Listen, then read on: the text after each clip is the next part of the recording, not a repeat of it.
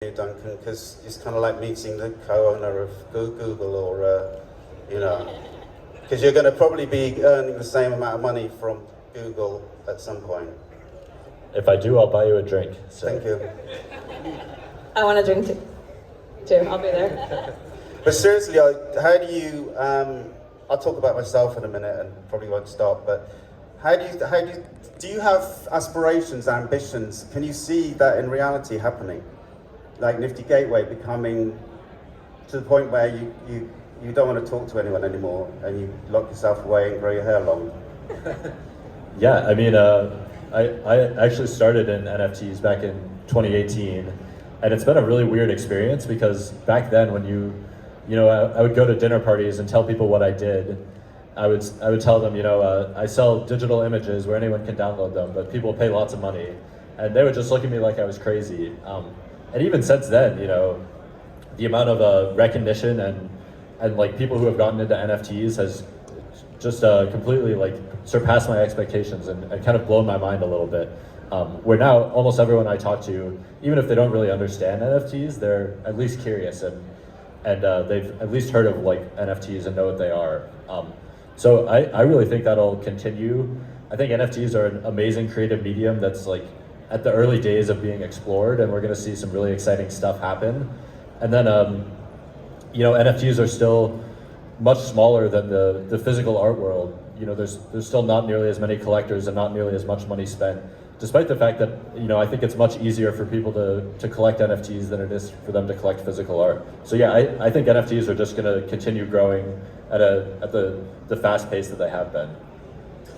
Yeah, so I missed out talking about myself, just so you know why I'm here and deserve to be hosting a panel. So 2001, I came to New York to design and paint the cover for GTA 3. And I didn't know that Grand Theft Auto was going to be as big as it is. And that's been really amazing seeing how big it's become, which in itself is I see it as like they created metaverse maybe way before anyone else. Back in 2001, they created the three-dimensional adult video game that you can walk around, and I'm looking forward to buying property in all the games. But so I did that, and I stayed with them for 16 years, doing all the artwork for the Grand Theft Auto with a team of people up until GTA 5. And I left in 2016 to become a fine artist, and that was kind of fun.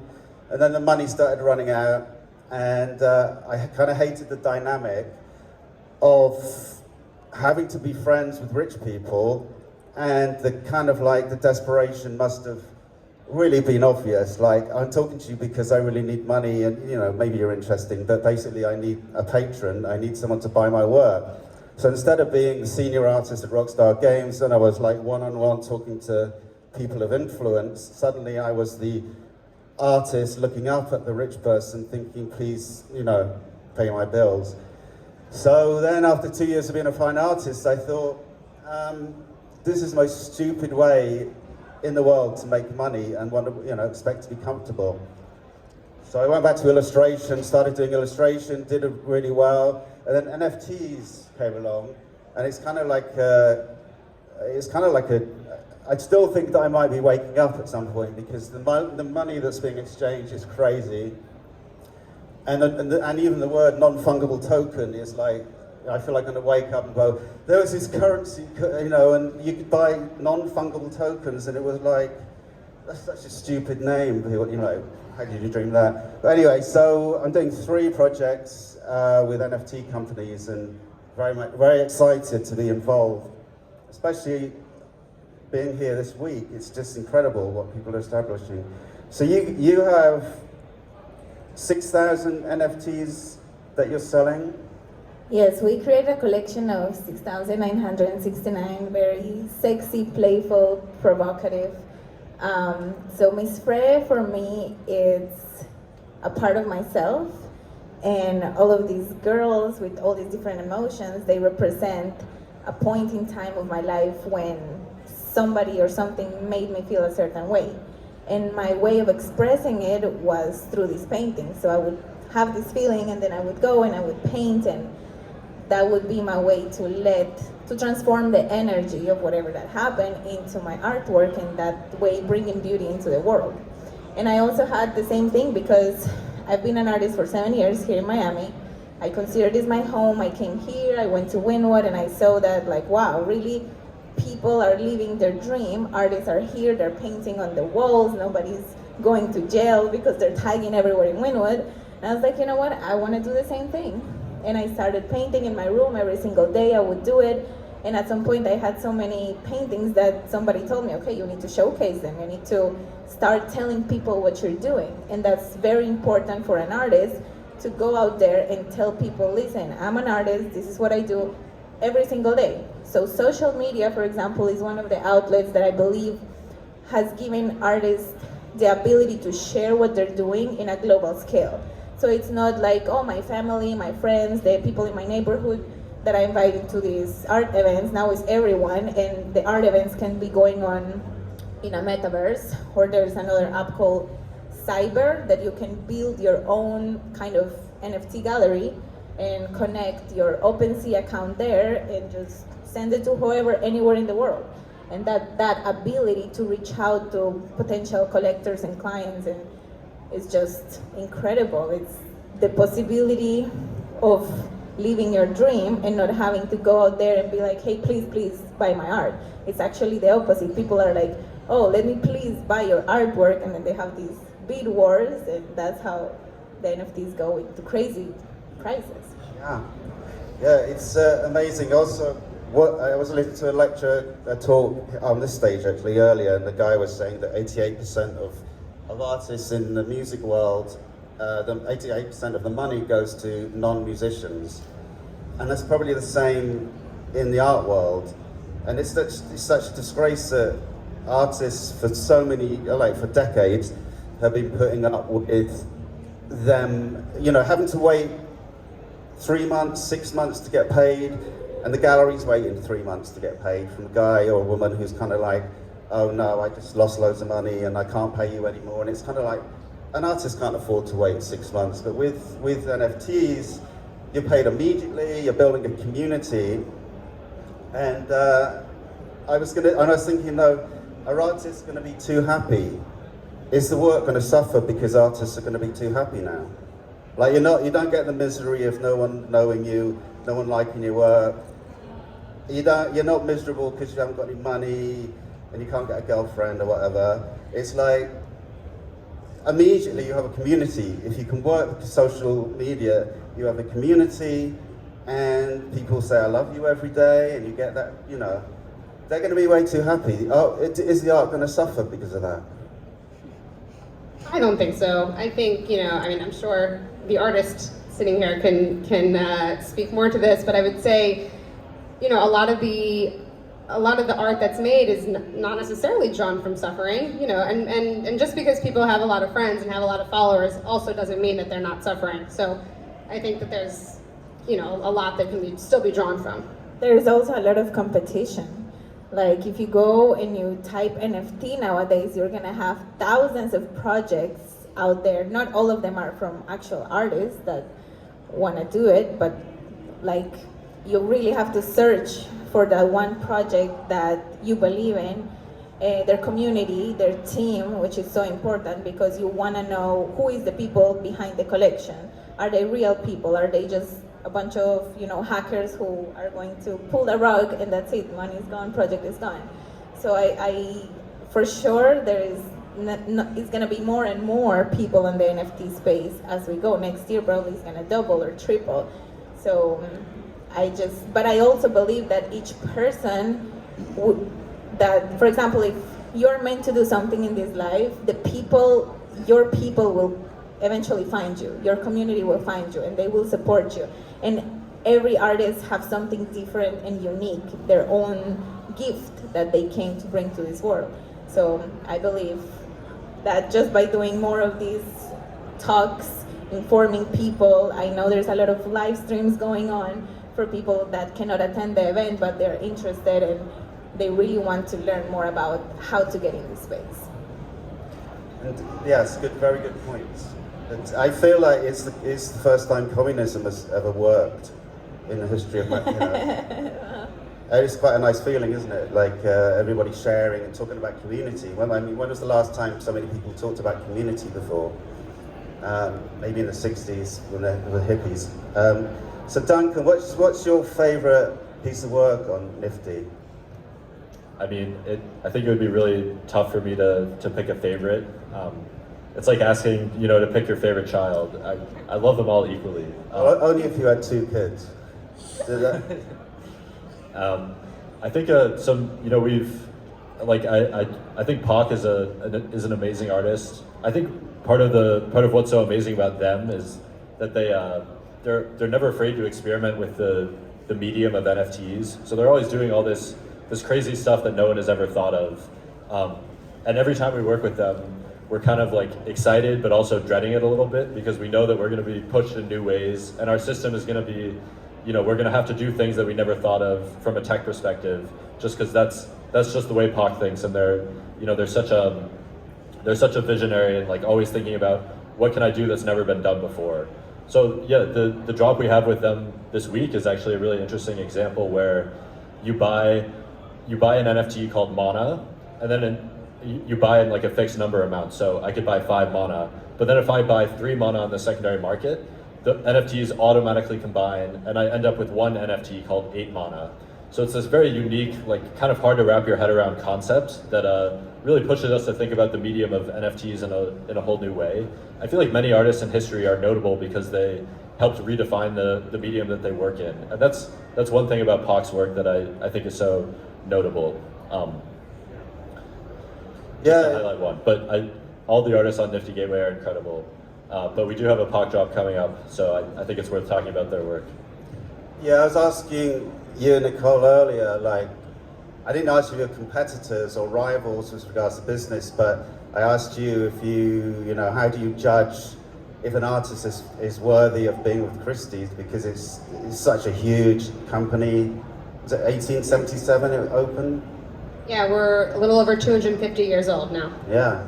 So for you as established auction house and gallery to take on punks, you know, like making artwork, how do you judge if they're good enough? Yeah, so I think we kind of have 2 guiding principles and 2 concurrent strategies that we've been working with thus far. And I will just preface that it's super early for Christie's to get involved in this, so this all may change in 2022, who knows. But we started, the People work, which we sold in March, which we had no idea how much that was going to sell for. We were like, oh, maybe $1 million, that'd be crazy. 69, here we go. So then after that, we kind of looked to place quote unquote historical NFT projects and, in the same context as traditional 21st century artists. So we sold the punk alongside Basquiat's and Warhol's, and kind of to tell the traditional art market and traditional art world that this is worth looking at, and should be in the same conversation as Basquiat's, for example. So that was kind of the first step that we took. And then on the same time, we've been, for the first time, more or less in Christie's history, we've been working directly with artists, which has been really amazing. Christie's is traditionally a brokerage house, right? We're a secondary market. We sell works that collectors own to other collectors. It's the galleries normally that are working with the artists. So we worked with, for example, Fuocius. We had a fantastic sale of his in May. So we think of ourselves as amplifying existing voices to a stage that is gigantic and a reach that is incredibly global. So we are sticking to our core value in terms of selling the best of the best, whether that's an ancient Ming vase, whether that's jewelry, wine, a Picasso painting, or now an NFT. So I think, we're judging art in the same way that we would, judging NFT art in the same way that we would, traditional art. So it's very subjective, but, we're obviously presenting things to the market that the market wants. So how many collectors are there? What's the price, price data? What are comparable selling for? What's the community perspective on it? You're the same, Duncan, aren't you, with Nifty Gateway? You judge the art by, how do you judge it? How do you judge the art? Yeah, I mean, I would say for us, it's slightly different because we do have a much more of a primary market focus than Christie's or Sotheby's, which are, traditionally secondary market auction houses. and I feel like we really make an effort to stay plugged into the scene to try and figure out which artists are out there, who's doing interesting things. And really one of our goals, I would say, is to shine a spotlight on artists that are up and coming, that haven't really gotten the recognition that we think they could be able to get, and we think that we could really help them out by doing a drop with them. So, some of the stuff that we look at, I'd say we look at traction is definitely very important. Traction can be, traction in other mediums besides digital. It can mean traction on social media. I think there is a subjective element to it where you look at the work and you look at the creativity and you try and figure out, is this artist doing things that haven't been done before that could potentially be really interesting. And then, I think I always like to say that it's an art, not a science. There's not a perfect formula where you can say, these are the people that we want to work with. And it's something that we're constantly improving on all the time. But honestly, we're really proud of the work that we've done elevating artists and helping them find a role. And one of the coolest parts about our job is we get to hear artists who say, I was broke before I did my Nifty Gateway drop, and now I can make a living. And Fawocious is a great example of this, actually. He escaped a pretty gnarly situation and got to buy a house after he did a big Nifty Gateway drop with us. So that was really cool to see, and I think that's my favorite part of the job, and I think that's true of many other people at Nifty Gateway as well. Seeing artists' lives transformed like that. You recently bought Did You Really Love Me? Is that by Mad Dog Jones? Yeah, it is I love Mad Dog Jones as well. But because you bought it, did the value go up immediately? Do you have that influence? I'm not sure, honestly. I mean, Mad Dog Jones has a lot of power. Yeah, I think he was pretty popular before I bought his work, and was pretty popular afterwards. But maybe I helped a little bit. Just on the Mad Dog Jones note, I'd be remiss if I didn't mention that Christie's is collaborating with OpenSea on a sale that is going live on the website later today, and the auction is December 4th through 7th, and there's a fantastic Mad Dog Jones in the sale, so check it out. And so Christie's represent him as well, Mad Dog Jones. I mean, we're selling a work from him, yeah. Right. So on Nifty, you've got a pinned tweet that says, if I could download the JPEG, why would I buy the NFT? Oh yeah, well, as I mentioned, I've been in NFTs for a very long time, and honestly, maybe the funniest part is the skeptics still make the exact same arguments that they did 3 years ago. The argument hasn't changed even a little bit, and I'm like, seriously, guys, come on, all this traction, and you're still saying the exact same thing. So I made that tweet thread basically based on my personal journey of like learning why people do in fact buy an NFT when they can just download the image file. When I actually first got into NFTs, I was kind of confused about that as well, until I learned about the way it works in the physical art world and how people really, the practice of buying essentially certificates of authenticity is way older than we thought and has been going on for much longer than we thought. And NFTs are just sort of a new iteration of that and taking that behavior more mainstream. So yeah, I kind of wrote that thread to help educate people. And maybe, I was a little bit annoyed because listening to NFT skeptics, they just say the same things over and over again. I'm like, they never learn. It's crazy. Yeah, I know. It's a question that you have to be prepared for at parties, along with, I don't understand NFTs. What is it? And then I'm like, oh God. Now I have to explain, and I don't even fully understand it myself, but I'm getting there, especially after this week. But my 12-year-old son sent me a email just today with a Bored Ape, and he's like, Dad, I've been stealing NFTs, and I'm like thinking, am I going to have to give him a lecture now on thievery? Did he actually go online and steal one, which of course is kind of impossible? Or did he download the JPEG and think that he has an NFT? Well, if he has stolen it, he's richer than I am. But here's the thing. When you own an NFT, you can sell it and you can make money out of it. When you right-click save it, is you have it, but you cannot make money out of it. And that's the whole difference. That's why people buy them. Because there is a market, let's say there is not, they want that particular one, and they will fight for it.